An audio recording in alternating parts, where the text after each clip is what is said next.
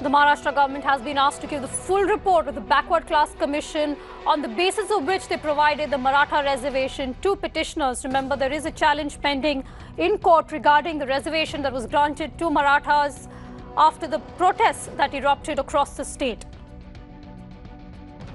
Meanwhile, one of the petitioners who opposed this reservation has withdrawn his plea, citing the 10% economically weaker section quota that was provided by the central government recently. The Maharashtra government has been directed to submit this report, on the basis of which they provided for Maratha reservation by the Bombay High Court.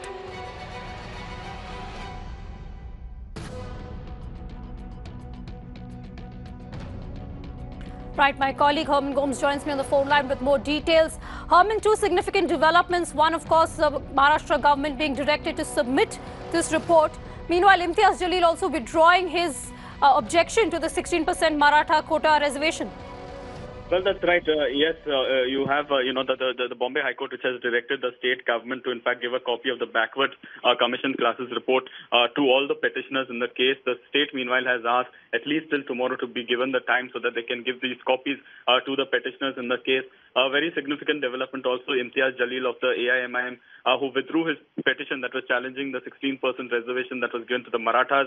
When asked as to what was the reason that he decided to withdraw the petition, he says he has temporarily withdrawn because of the already ongoing matter of the 10% reservation that is in the Supreme Court. He believes that Muslims, since they are entitled to reservations under the 10% quota, he wants to know the clarity as to the extent to which Muslims could be given the quota under the 10% reservation. So once that is out, he will decide his further course of action. But for now, he has withdrawn his petition from the Bombay High Court challenging the 16% reservation to the Maratha community, and at the same time, the state government has asked the petitioners to be given a copy of the report.